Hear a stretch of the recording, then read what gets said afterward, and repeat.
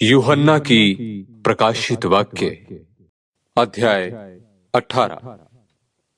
इसके बाद मैंने एक स्वर्गदूत को स्वर्ग से उतरते देखा, जिसका बड़ा अधिकार था और पृथ्वी उसके तेज से प्रज्वलित हो गई। उसने ऊंचे शब्द से पुकार कर कहा, गिर गया, बड़ा बाबुल गिर गया है और दुष्ट आत्माओं का निवास और हर एक अशुद्ध आत्मा का अड्डा हो गया, क्योंकि उसके व्यभिचार के भयानक मदिरा के कारण सब जातियां गिर गई हैं और पृथ्वी के राजाओं ने उसके साथ व्यभिचार किया है और पृथ्वी के व्यापारी उसके सुख विलास की बहुतायत के कारण धनवान हुए हैं। फिर मैंने स्वर्ग से किसी और का शब्द सुना के, हे मेरे लोगों, उसमें से निकल आओ कि तुम उसके पापों में भागी ना हो और उसकी विपत्तियों में से कोई तुम पर आ ना पड़े, क्योंकि उसके पाप स्वर्ग तक पहुंच गए हैं और उसके अधर्म परमेश्वर को स्मरण आए हैं। जैसा उसने तुम्हें दिया है वैसा ही उसको भर दो और उसके कामों के अनुसार उसे 2 गुना भर दो।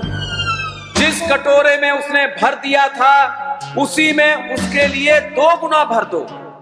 जितनी उसने अपनी बड़ाई की और सुख विलास किया उतनी उसको पीड़ा और शोक दो, क्योंकि वो अपने मन में कहती है, मैं रानी हो बैठी हूँ, विधवा नहीं, और शोक में कभी ना पड़ूंगी।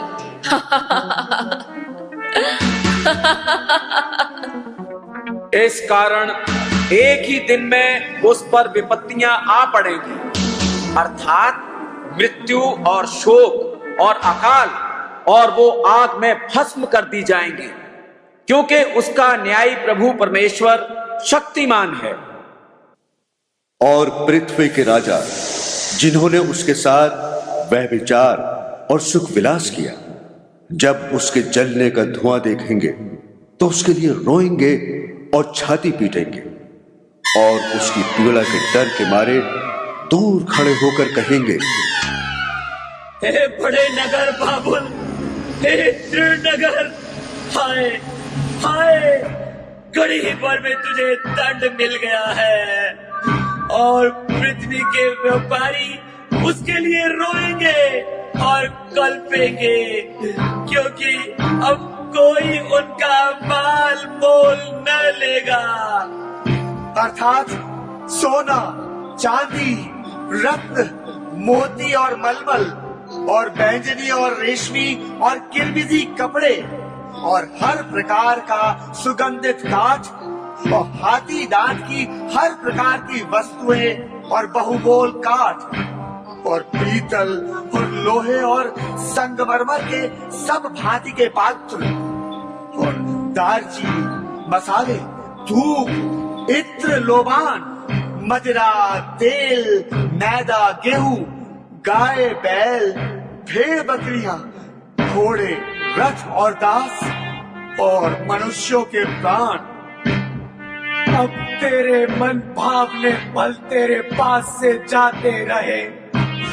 और स्वादिष्ट और भड़कीली वस्तुएं तुझसे दूर हुई हैं और वे फिर कदापि ना मिलेंगी। इन वस्तुओं के व्यापारी जो उसके द्वारा धनवान हो गए थे, उसकी पीड़ा के डर के मारे दूर खड़े होंगे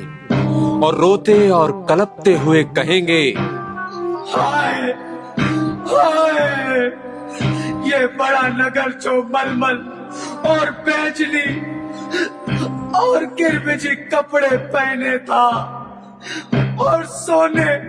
और रत्नों और मोतियों से सजा था, घड़ी ही भर में उसका ऐसा भारी धन नाश हो गया। और हर एक माझी और जलयात्री और मल्लाह और जितने समुद्र से कमाते हैं सब दूर खड़े हुए और उसके जलने का धुआं देखते हुए पुकार कर कहेंगे, कौन सा नगर इस बड़े नगर के समान है और अपने अपने सिरों पर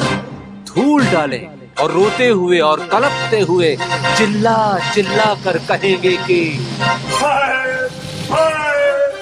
ये बड़ा नगर जिसकी संपत्ति के द्वारा समुद्र के सब जहाज वाले धनी हो गए थे, घड़ी ही भर में उजड़ गया। हे ईश्वर और हे पवित्र लोगों और प्रेरितों और भविष्यत वक्ताओं,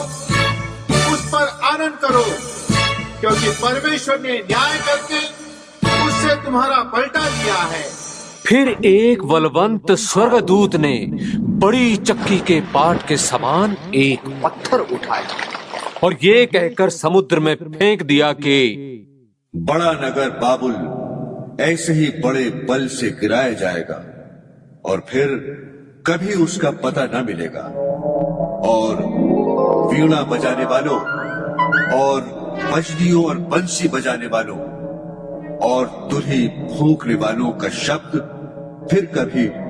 तुझ में सुनाई न देगा, और किसी उद्यम का कोई कारीगर भी फिर कभी तुझ में न मिलेगा, और चक्की के चलने का शब्द फिर कभी तुझ में सुनाई न देगा, और दिया का उजाला फिर कभी तुझ में न चमकेगा, और दूल्हे और दुल्हन का शब्द फिर कभी तुझ में सुनाई न देगा, क्योंकि तेरे व्यापारी